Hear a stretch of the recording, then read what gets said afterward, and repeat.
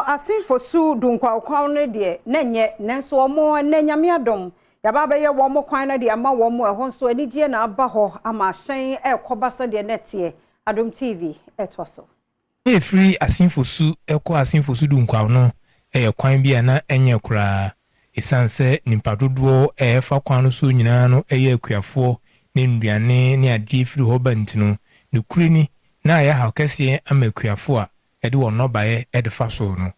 we ema Assin Fosu Municipal Assembly no tu hwa na amon a sisi amno kasei woni atwa kwan na gusu a ama woni a efa kwan no so di wondwumedi ahodo no sisi wo kire se won hwa han won assembly man na wo hwempotim ho ne Adom Kasee nkomo bomu no wo kire se kwan abete wo house pa ya aha no mo first na hawa ewa aha ne se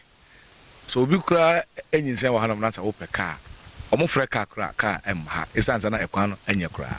tie de ekwan no ekyerew de na etie ene de ene abisi a ebe onwanwa because na enye kura omo fa hanam Dunkwafo no bedi hadanse se eye kwan a na enye omo haye pa MC omo frɛ no be de MC ekɔ ho no mkosi ada yekopa omo kyo se ekwan no yebeye Awurade adom ekwan no aye fine a enne no omo fa ekwan yi so edos ye Assin Fosu MC ekire de share assembly nim kran ntia ema otu ana amon so obesiesie kwan no ekwan we one of the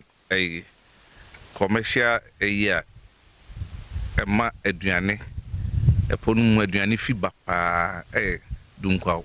Fosu Dunkwa kwan because mfudi e wachire ha no okọ ni sanyama nyina na edoso ankasa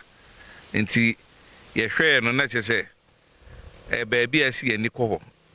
nti to anamon ko board any federal rules ti omo ye hihye no na aha ene otebe nkwanta kwan do aso to table eno mo ye ne se ende omo bedi nkan ye first fish wo ha na